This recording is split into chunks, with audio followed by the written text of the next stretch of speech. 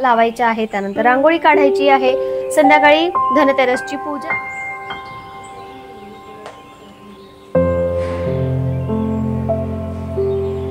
आहे ते 4-5 वर्षापूर्वीचे आहे आणि आपण हे फक्त अशा स्पेशल दिवशीच घालतो. मला असं वाटतं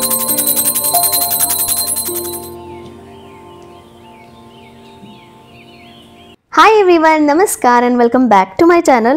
आज आहे धनत्रयोदशी. तर सगळ्यात आधी सर्वांना धनत्रयोदशीच्या खूप खूप मनापासून शुभेच्छा. दिवाळीचा हा दुसरा दिवस म्हणजेच वसुबारस नंतर येणाऱ्या धनत्रयोदशीचं खास महत्त्व आहे. आपण हा साजरा तर करतो, पण आपल्याला माहिती नसतं की हे सगळं का करतो. बऱ्याच जणांना माहिती नसतं. आपण हा दिवस धन्वंतरी देवांच्या पूजेसाठी साजरा करतो, कारण आजच्या दिवशी भगवान धन्वंतरी समुद्रमंथनातून अमृतघट घेऊन प्रकट झाले होते आणि त्यामुळे हा दिवस आपण आरोग्य, संपत्ती आणि समृद्धीचा प्रतीक मानतो. आता आपण या दिवशी सोनं, चांदी किंवा काहीतरी नवीन विकत घेत असतो, कारण असा समज आहे की या दिवशी जर आपण खरेदी केली ना तर ती वस्तू घरात खूप शुभ असते. तर आजच्या दिवशी आम्ही पण एका मोठ्या वस्तूची खरेदी केली आहे. ती काय आहे पुढे मी तुम्हाला सांगतेच. सकाळपासून मी काहीच व्हिडिओ शूट केला नाही. सकाळपासून कामं चालू आहे, काही ना काही करणं चालू आहे, पण शूट करायचा मूडच नव्हता. सकाळी थोडासा मूड खराब झाला आणि एकदा का मूड खराब झाला की मला थोडं वेळ लागतो मग. पण सणासुदीचे दिवस आहे, आपली कामं राहिली आहेत, आपला मूड खराब असला ना की काही होत नाही, आपण त्यातच अडकून राहतो. म्हटलं जाऊ दे, आपल्या मूडला बाजूला ठेवूया आणि आपल्या कामांना लागूया. कधी कधी ना आपल्या मनाविरुद्ध आपल्या घरासाठी सगळं करत असतो आपण एवढं सगळं आनंदाने, तर त्यासाठी आपल्या मनाला थोडंसं बाजूला ठेवून सगळं करावं लागतं. तर तसंच झालं. मूड खराब झाला की काय माहिती का करायची इच्छा होत नाही आणि मी बाहेर जाऊन आले, थोडंसं सामान आणलं, पण मी काहीच शूट केलं नाही, कारण काय माहिती का मला नाही झाली इच्छा. पण म्हटलं चला आता थोडीशी सजावट करायची आहे. सजावट म्हणजे माळा लावायच्या आहे, त्यानंतर रांगोळी काढायची आहे, संध्याकाळी धनतेरसची पूजा आहे, तर त्यासाठी दिवे आणि जे छोटे मटके येतात ना ज्यामध्ये आपण धनाची पूजा करतो, तर ते मटके काढलेत आणि याचं दिवा बनवणं चालू आहे. ह्याला पण काहीच सुचत नव्हतं, काय करू, लँटर्न बनवू की काय करू. म्हटलं एखादा दिवा बनव. यूट्यूबवर त्यांनी एक दिवा बघितला आणि तोच त्याचा आता चालू आहे आणि व्यवस्थित बनवतं, एकदम मस्त बनवतं. दाखवते मी तुम्हाला बनवल्यानंतर. आणि त्यानंतर मग माझी दिवे कलर करण्यामध्ये हेल्प करशील? हो, बिलकुल बिलकुल करणार. चला, असंच मूड यानेच व्यवस्थित होणार आहे. थोडीशी सजावट केली, रांगोळी केली ना, संध्याकाळपर्यंत सगळं व्यवस्थित होईल आणि मला काही असं किचकिच पिचपिच नको आहे. आता सगळं आनंदाने होतं आहे आणि आज तशी खूप मोठी गोष्ट मी तुमच्याशी शेअर करणार आहे. ती पण संध्याकाळीच शेअर करते, पूजेच्या वेळी, पूजा झाल्यावर किंवा पूजेच्या आधी. त्यात तुला ड्रेस आणायला जायचं आहे आज, जीन्स तरी ॲटलिस्ट बघतो. आज जाऊया शोना आपण, ठीक आहे? ठीक आहे. चला मग आता हे दिवे काढलेत आणि याचा दिवा झाल्यानंतर मी दाखवते तुम्हाला. आता दिवाळी म्हटलं की सगळ्यात आधी आपल्याला काय आठवतं? फुलांची माळा, दिवे, रांगोळी, सुगंध, घरभर चमकणारी ती एक खास उबदार भावना. पण कधी विचार केलाय का की आपण सगळं हे का करतो? फक्त पूजा करून दिवा लावला की झालं असं नाही ना. आपण इतकी तयारी, इतकी सजावट का करतो? कारण दिवाळी हा ना एक मोठा सण आहे, भावनेचा उत्सव आहे. आपल्या घरात, आपल्या मनात प्रकाश आणायचा असतो.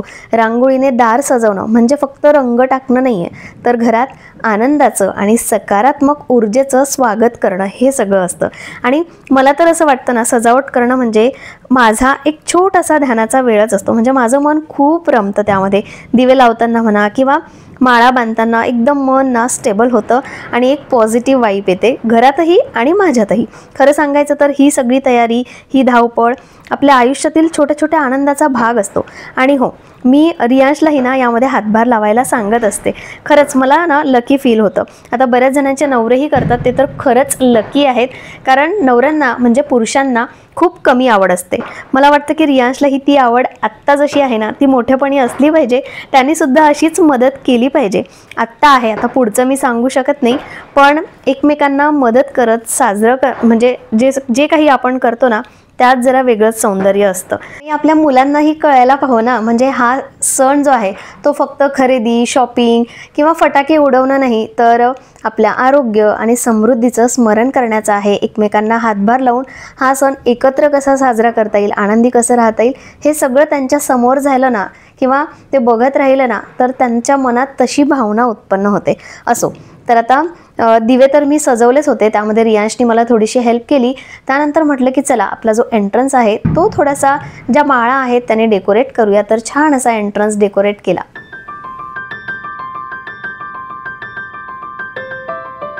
दिवे कलर केले होते ते ड्राय झालेले आहेत. थोडासा कलर वेगळा दिसतोय कारण आधीचा जो कलर असतो तो काळवंडपणा असतो ना, तो काही इझिली निघत नाही.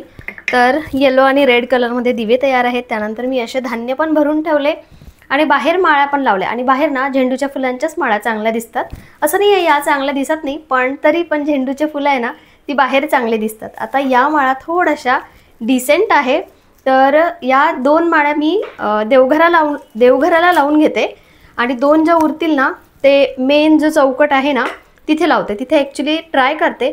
आणि बघा याला ना अशा रिंग दिल्या आहे, तर या रिंगसाठी माझ्याकडे बेस्ट ऑप्शन आहे आणि हे बरेचदा उपयोगी पडतं. म्हणजे काही ठेवायचं असेल, जसं मी हे इथे लावलं आहे, कैची किंवा आणखी काही लटकून ठेवायचं असेल तर. आणि खूप स्वस्त आहे, पण छोटी वस्तू ना कधी कधी खरंच खूप उपयोगात पडते. तर हे बघा हे असं आहे, हे फक्त स्टिक करावं लागतं हे असं काढून. आणि आता ही रिंग आहे, तर हे लावल्यानंतर मी हे तुम्हाला अटकवून दाखवते. आणि हे जे प्रॉडक्ट आहे ना, जे पण आज मी प्रॉडक्ट वापरणार आहे त्याच्या सगळ्या लिंक ना ॲफिलिएटमध्ये देते. म्हणजे तुम्हाला घ्यायचं असेल तर तुम्ही घेऊ शकता. फक्त आत्तासाठीच नाही, तर बाथरूममध्ये ब्रश लटकवण्यासाठी किंवा ते झाडू असतात ते लटकवण्यासाठी, ब्रश म्हणजे जे हँगिंगवाले ब्रश असतात ते. तर असो, आता हे मी या माळा लावून घेते. आणि मला ना आज अनारसे करायचे होते, पण काय माहिती का गरमी एवढी जास्त आहे ना की ऑलरेडी थकल्यासारखं वाटतंय. तर बघू आता वेळ मिळाला तर अनारसे करेल. जर रियांशला कपडे घ्यायला जायचं असेल तर तिकडे जाईल. 2 पैकी 1 काम होईल. एक तर कपडे घेणं होईल, कपडे म्हणजे काय नुसतं जीन्स आणि टी-शर्टच घ्यायचे, नाहीतर मग अनारसे होईल. 2 पैकी 1 काम करेल. आणि संध्याकाळ झाली की मग आपली पूजेची तयारी असते. सो चलो पहिले या माळा लावून घेते. संध्याकाळ झाली आहे आणि आता पूजा करायची आहे. सकाळी मार्केटमध्ये गेली होती ना तेव्हा मी पानं आणायची विसरली, तर आता अश्विनला पाठवलं, पानं आणतील. आणि मी असा ड्रेसच घातला. सकाळी पण मी येलो कलरचा ड्रेस घातला होता आणि आत्ता पण येलो कलर मला हाच घालायचा होता. साडी वगैरे नाही नेसली. साडी आता दिवाळीच्या दिवशी किंवा पाडव्याच्या वेळी नेसेल. आणि साडी शॉपिंगचं काय झालं आहे, काय करणार आहे नाही करणार आहे हे पण तुम्हाला उद्याच्या व्हिडिओमध्ये कळेल. झालंच तर मग उद्या ते शेअर करेल. आणि चला आता मस्त अशी पूजा करते. सगळं सेट आहे. आणि हे या ड्रेसेसचं काय होतं ना, जसं मी वॉर्डरोब अरेंज करतानाही सांगितलं, असे काही ड्रेसेस आहेत ते 4-5 वर्षापूर्वीचे आहे आणि आपण हे फक्त अशा स्पेशल दिवशीच घालतो. मला असं वाटतं की आता हे ड्रेसेस आहे ना घरी घालण्यासाठी काढावे, पण काय होतं ना घरी घालण्यासाठी ना हे आपल्याला तेवढे कम्फर्टेबल वाटत नाही का काय माहिती. कॉटन मटेरियल आहे, पण हा इतका कलर पण असा आहे ना, थोडा जरी डाग लागला नाही यावर तर एकदम असा उठून दिसेल आणि लवकर खराब होईल. माहिती आहे मला, कारण इथे किचनमध्ये जेव्हा आपण काम करत असतो तेव्हा कितीही ॲप्रन घातलं ना तरी पण प्रत्येक वेळी ॲप्रन नाही घालता येत, तर इथे पूर्ण पॅच पडतो आणि ते खूप खराब दिसतं मग, म्हणून मी ॲप्रन वापरत असते. पण असो आता असा सिम्पल ड्रेस घातला आहे, पूजा करते आणि स्वयंपाक पण करायचा आहे, कारण सकाळचा स्वयंपाक नेमका सकाळपुरतीच झाला होता. आता काय बनवायचं ते मी पूजा झाल्यानंतरच करेल. सिम्पल अशी पूजा करते. तर चला दिवे लावायचे आहेत, पूजा करायची आहेत. अश्विन आले की लगेचच पूजेला सुरुवात करते. चला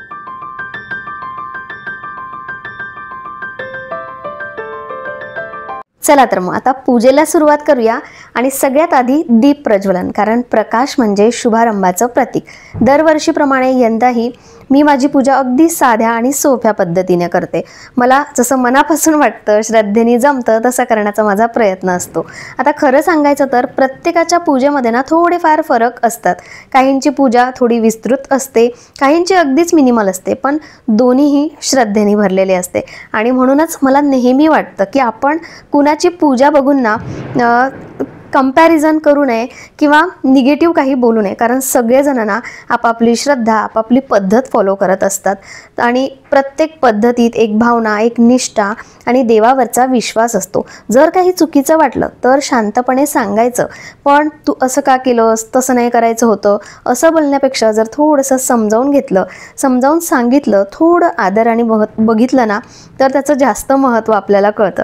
कारण पूजा ही फक्त विधी नाही आहे, तर ती आपल्या मनातील भक्ती असते, शांततेचं एक सुंदर अभिव्यक्ती असते. आणि म्हणूनच आज माझ्या श्रद्धेनं, माझ्या पद्धतीनं पूजा करण्याचा मी प्रयत्न केला, अगदी साधी सोपी पण खूप मनापासून.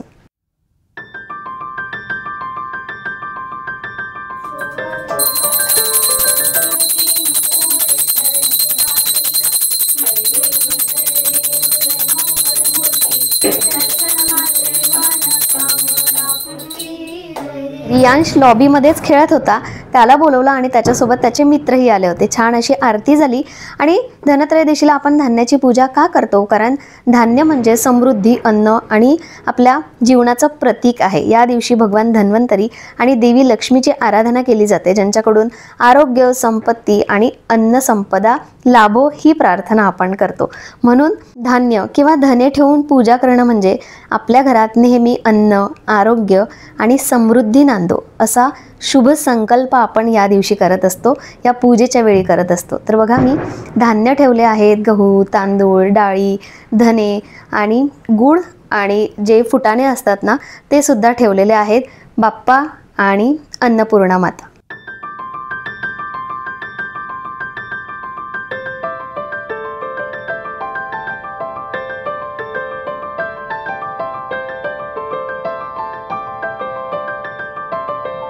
तर आजच्या शुभ दिवशी ही मोठी वस्तू आमच्या घरी आलेली आहे. या वस्तूची आम्ही खरेदी केली आणि तुम्हाला आता गेस करा किंवा काय आहे असं मी अजिबात बोलणार नाही आहे. No surprise, no suspense. कारण बऱ्याच जणांनी मला याबद्दल सजेस्टही केलं होतं की नीता, तू ना आता मशीन घेऊनच टाक. आणि कसं आहे ना, म्हणजे आम्ही सुद्धा खूप दिवसापासून विचार करत होतो ही वस्तू घ्यायची, पण शेवटी आजच्या शुभ दिवशी ती आमच्या घरी आलीच. आणि म्हटलं आता देवांची पूजा झालीच आहे, तर या नवीन वस्तूचंही स्वागत या शुभ क्षणीच करूया. आणि तसंही आपल्याकडे एखादी छोटी वस्तू आली की आपण तिचं स्वागत करतो. मग ही तर खूप मोठी गोष्ट आहे, स्पेशली माझ्यासाठी. का ते मी पुढे सांगणारच आहे. आणि म्हणून मी तिला आपल्या पद्धतीने हळदी कुंकू लावून छान फुलं वगैरे वाहून ना तिची पूजा केली. आता खरं सांगायचं तर ही मशीन घ्यायची की नाही यावर खूप विचार केला. मनात असं होतं की आपली जुनी मशीन चालू तर आहे, थोडंसं त्याचं झाकण तुटलं आहे, मग खरंच आपल्याला नवी गरज आहे का? जुनी चांगलीच होती, पण मनात असतं ना की नाही नवीन वस्तू घ्यायची आहे. आणि तसंही आपण मिडल क्लास फॅमिली ना, एखादी अशी मोठी वस्तू घ्यायची असली ना की खूप विचार करतो. म्हणजे आपल्या डोक्यात कॅल्क्युलेशन्स चालू असतात, म्हणजे थोडं थांबावं का की घ्यावं असं सारखं डोक्यात चालू असतं. पण जेव्हा सगळ्या गोष्टी जुळून येतात तेव्हा त्या वस्तूचं घरात येणं म्हणजे खरंच एक आनंद असतो आणि खूप मोठी गोष्ट असते आपल्यासाठी. आता पूजा तर मी केलेली आहे. मशीन कशी आहे आत्ता मी तुम्हाला दाखवत नाही, कारण तो बॉक्स काही आता मला काढता येणार नाही आहे. म्हटलं तर बॉक्सचं वरचं कवर फक्त ओपन केलं आणि तशीच पूजा करून घेतली. आता उद्या किंवा 2 दिवसात इन्स्टॉलेशन होईल, तेव्हा मी सगळं डिटेलमध्ये शेअर करेल. आणि ही गोष्ट माझ्यासाठी मोठी का आहे ती सुद्धा मी तुमच्याशी शेअर करेल. आनंद तर होताच, पण नेमकी आजच्या दिवशी ती वस्तू घरात आली ना, त्याचं एक खास म्हणजे खूप छान मेमोरेबल असते ती वस्तू. अशा स्पेशल दिवशी जर घरात आली असेल तर बाहेरचं असं डेकोरेट झालं होतं, छान अशी रांगोळी पण काढली होती आणि जेवणाची तयारी करायला घेतली. आणि ब्रेड राहिल्या होत्या त्या दिवशीच्या, तर म्हटलं चला काहीतरी वेगळं करूया, खूप दिवसापासून खाल्लंही नाही आहे, तर एक वेगळी रेसिपी तुमच्याशी मी शेअर करते. म्हणजे हा जुगाड समजा, किंवा आता ब्रेड खाऊन सँडविच वगैरे खाऊन बोर झाला असेल, थोडेसे ब्रेड उरले असेल, तर ही एक आयडिया आपण करू शकतो. या ज्या ब्रेड आहेत ना, थोडंसं जास्त तूप टाकून अशा खरपूस भाजून घ्यायचा. सुरुवातीला तर मी अक्षरशः तळून घ्यायचे, पण तळताना ना खूप जास्त तूप ते पितं, म्हणजे खूप जास्त तूप ते सोक करतं. आणि मग नंतर खूप गिल्टी फील होतं की बापरे एवढं सगळं तूप आपण खातोय. तर थोड्याशा तेलामध्ये पण त्या खरपूस भाजल्या जातात. थोडासा वेळ लागतो, थोडंसं जास्त तूपही लागतं, नॉर्मल जसं आपण बटर लावतो ना त्यापेक्षा. तर मी तव्यावर अशा 4 ब्रेड आहे ना, त्या अशा टोस्ट सारख्या मस्त खरपूस भाजून घेणार आहे.